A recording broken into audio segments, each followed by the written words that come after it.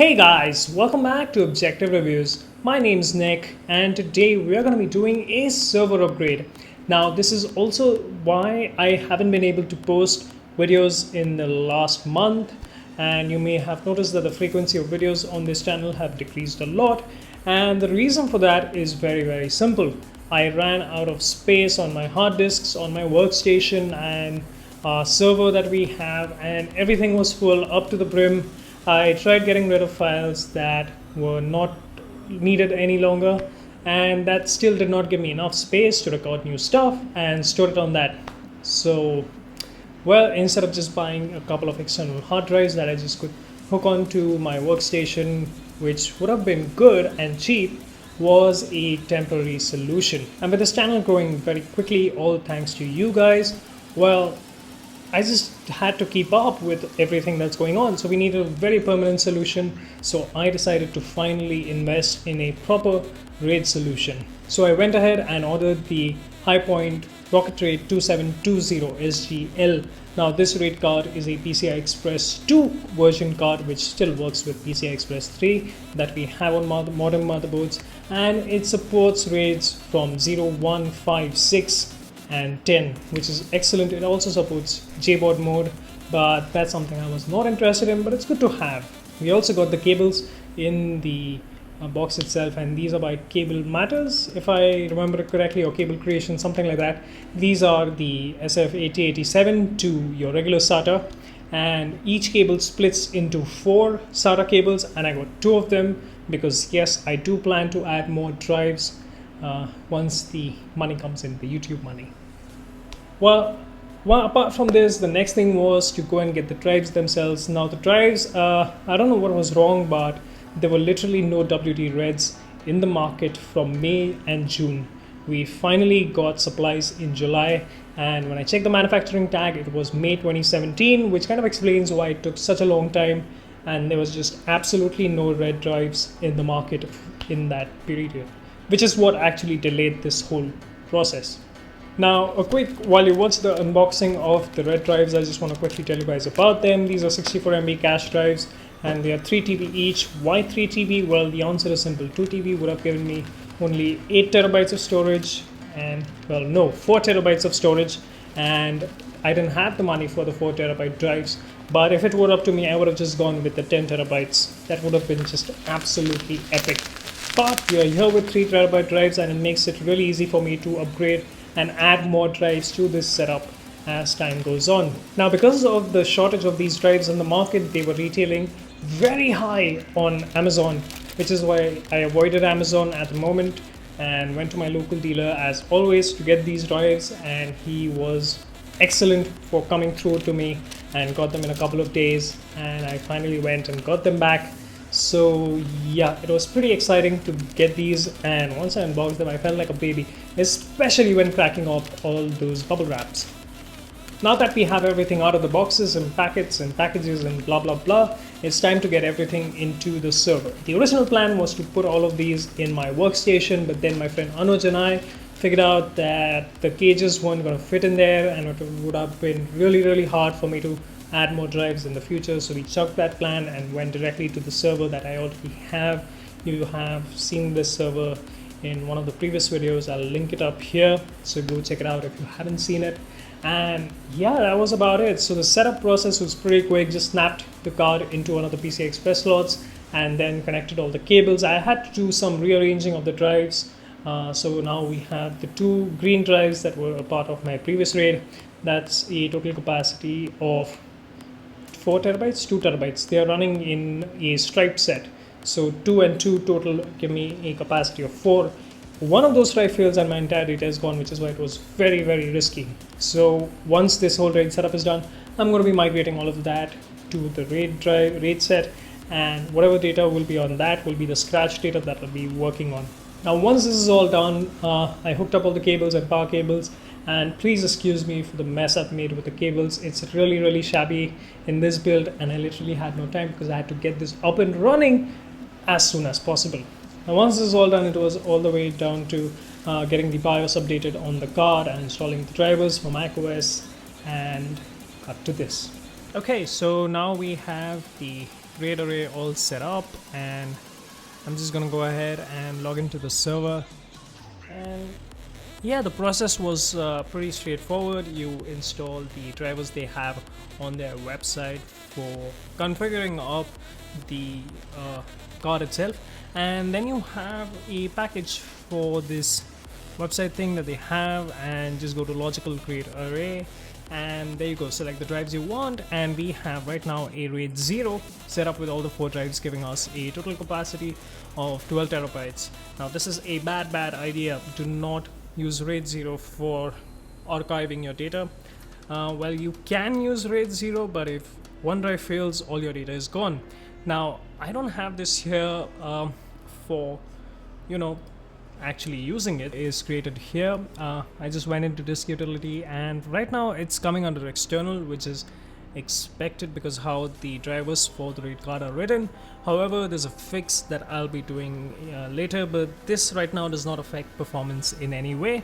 And then I just went here and clicked erase and created this RAID 0 drive, which is 12 terabytes of a SAS external physical volume, and it's in RAID 0. So as you can see, the used part is 1.59 GB, and this is what the controller will use to keep a list of where the files are and what sector and how to retrieve it and put it back, etc.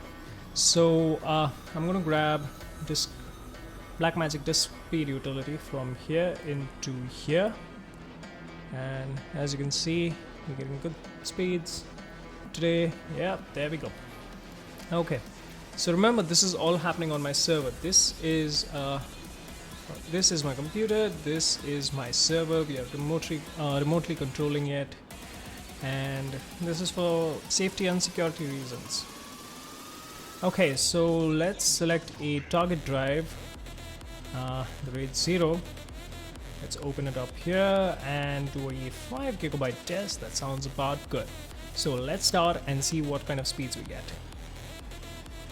Okay, so we are hitting 470, 475, 483. Come on, go to 500.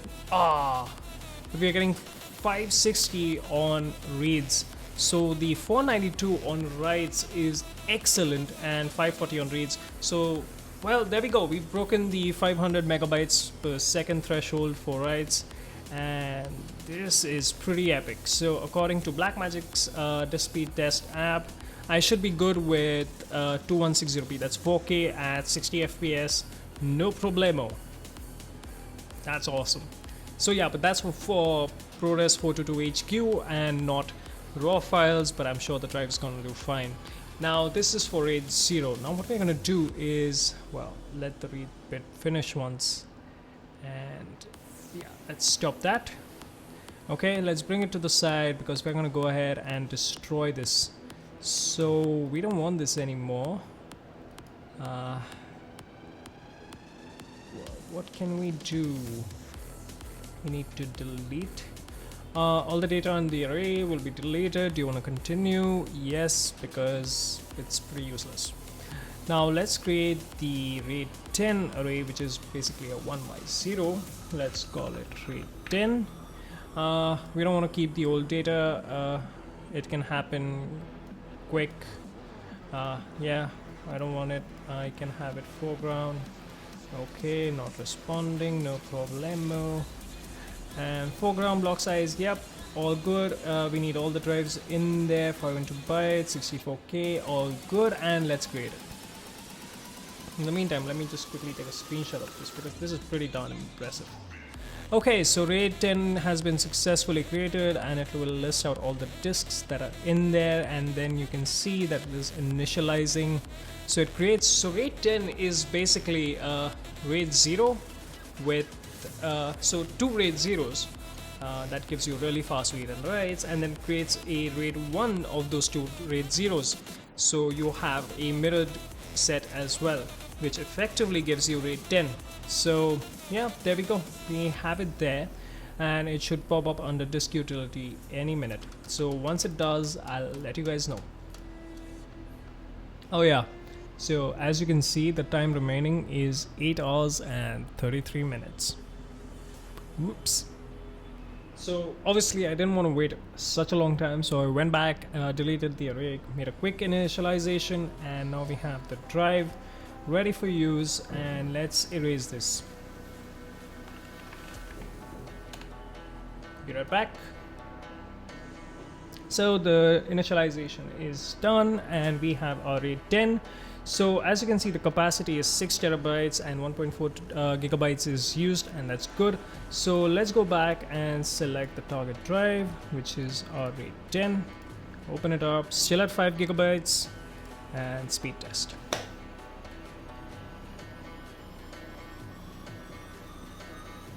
So as you can see, this is half the speed that we were getting with RAID 0, and this is quite expected. But this gives us a lot of security in terms of how secure our data is and how well it is backed up. So not too bad, not too shabby. I am perfectly fine with this. So as you can see, it is working out really great. I wish I could have kept the RAID 0 for its blazing fast SSD-like speeds and the high storage capacity. Wow, that would have been absolutely epic. 12 terabytes of an SSD kind of a thing, that would have been really amazing. But RAID 10 is where it's at because I need my data to be safe.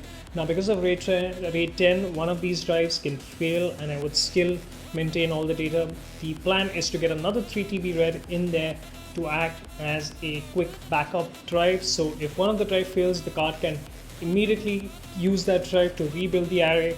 So, no time is lost between it notifying me that one of the drives has failed, me going and fetching a drive, especially given how rare these drives have become. So I want to avoid that whole thing and get in a drive in there as soon as possible.